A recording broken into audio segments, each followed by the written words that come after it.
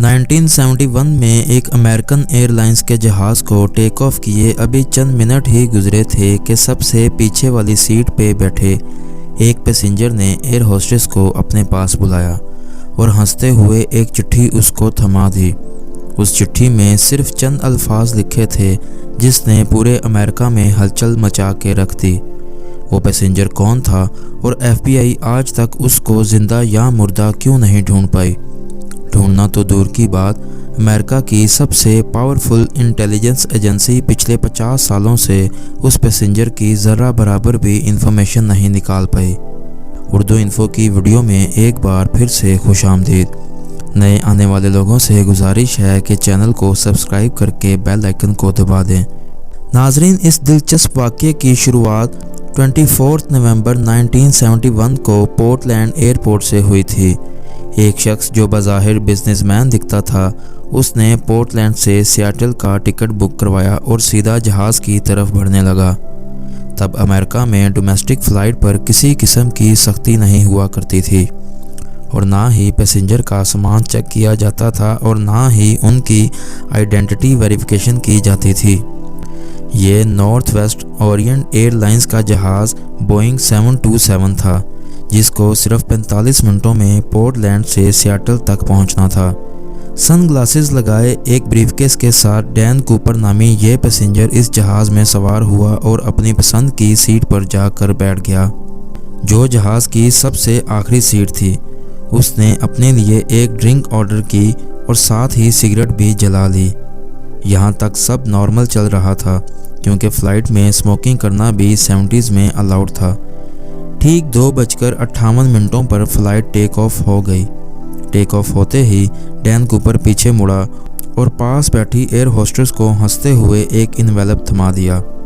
Air hostess, جس کا نام فلورنس شافنر تھا، اس نے جب وہ چٹھی پڑھی اس کے پیروں تلے جیسے زمین ہی کھسک گئی ہو۔ Miss, I have a balm here and I would like you to sit by me. میرے پاس بام ہے اور میں چاہتا ہوں کہ آپ میرے برابر میں آ کر بیٹھ جائیں۔ فلورنس شافنر جب ڈین کوپر کے برابر میں آ کر بیٹھی تو اس نے اپنا بریف کیس کھولا، جس میں ڈائنامائٹ کی 8 سٹیکس اور ڈیٹونیٹر بھی موجود تھا۔ ان شارٹ، جہاز ہائی جیک ہو چکا تھا اور ڈین کوپر کی ٹوٹل 3 ڈیمانڈز تھی۔ اس کو 5 بجے سے پہلے $2 لاکھ کیش، 2 پیراشوٹ کے پیئرز اور سیاٹل ایئرپورٹ پر ایک ری فیولنگ ٹرک ریڈی چاہیے تھا۔ اپنے ڈیمانڈز کے آخر میں اس نے فلورنس شافنر کو انڈائریکٹلی یہ بھی بولا کہ اگر کوئی غلطی ہوئی تو میں بام پھاڑ دوں گا۔ ڈین کوپر کے علاوہ اس جہاز میں 35 پیسنجر تھے، جن کو پیچھے جہاز میں ہونے والے واقعے کے بارے میں بالکل علم نہیں تھا۔ فلورنس شافنر ڈین کوپر کی ڈیمانڈز لے کر کاکپٹ میں گئی اور کیپٹن کو سارا ماجرا سنا دیا۔ ایک دوسری ایئر ہوسٹس، جس کا نام ٹینا میکلو تھا، وہ اب ایک انٹر کام لے کر ڈین کوپر کے ساتھ آ کر بیٹھ گئی، جو پائلٹ اور ڈین کوپر کے درمیان میسج پہنچانے کا کام کر رہی تھی۔ یاد رہے کہ یہ امریکہ کی ہسٹری میں ہونے والا پہلا پلین ہائی جیک تھا جو رینسم کے لیے کیا گیا تھا۔ اس وجہ سے لوکل اتھارٹیز اور ایف بی آئی نے فیصلہ کیا کہ ہائی جیکرز کی ساری ڈیمانڈز پوری کر دی جائیں۔ ظاہر ہے کہ اتھارٹیز کو بھی معلوم تھا کہ ڈین کوپر ان سے بھاگ کر زیادہ دور نہیں جا پائے گا۔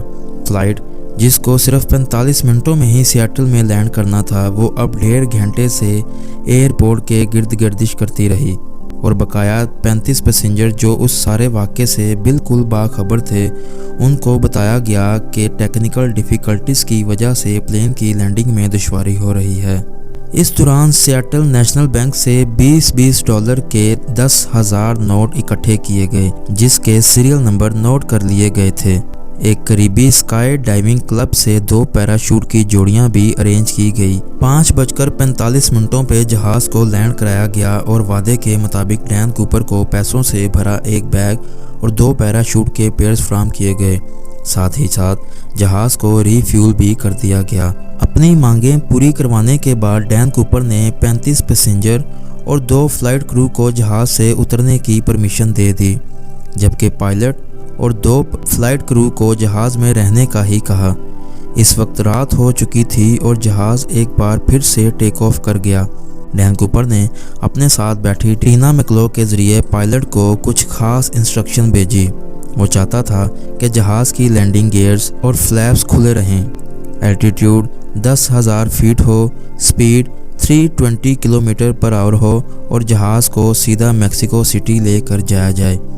पायलट ने बाकी तमाम डिमांड्स तो पूरी कर दी, लेकिन जहाज़ को सीधा मैक्सिको लेकर जाना फ्यूल की वजह से पॉसिबल नहीं था। लिहाजा पायलट ने डैन कूपर को रीफ्यूलिंग के लिए 2 ऑप्शन दिए, रीनो या फिर फिनिक्स। डैन कूपर रीनो पर राज़ी हो गया।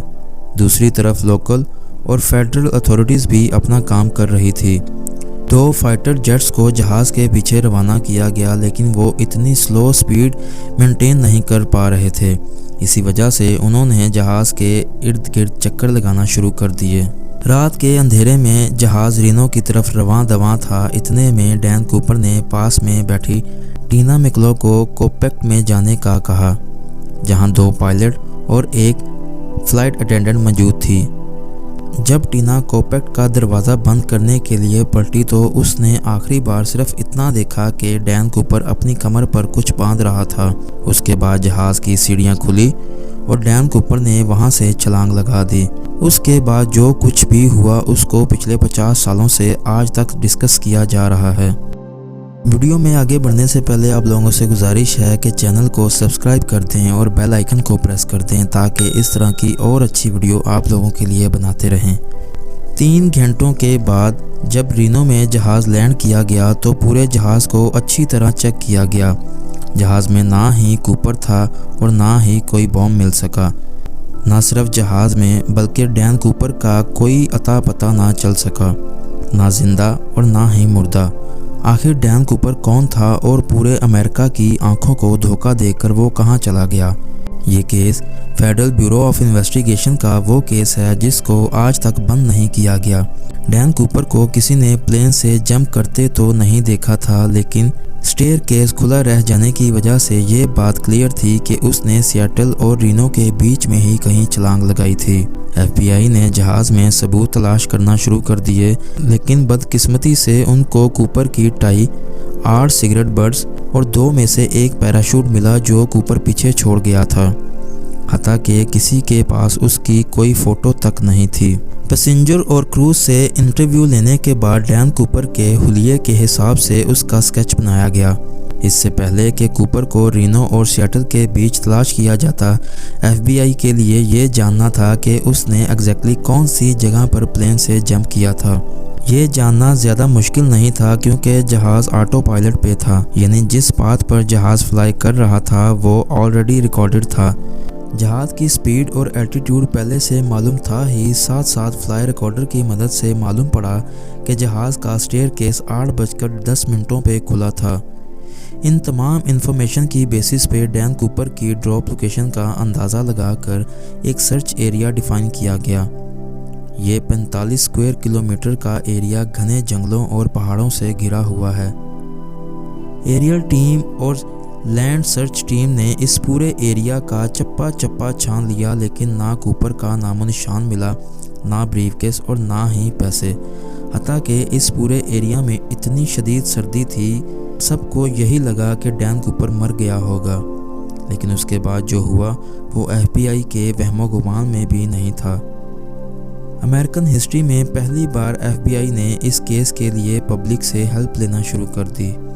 डैन कूपर का स्केच और $2 लाख के सीरियल नंबर्स भी अखबारों में शाया किए गए और डैन कूपर के बारे में कोई भी इंफॉर्मेशन देने पर इनाम देने का वादा भी किया गया।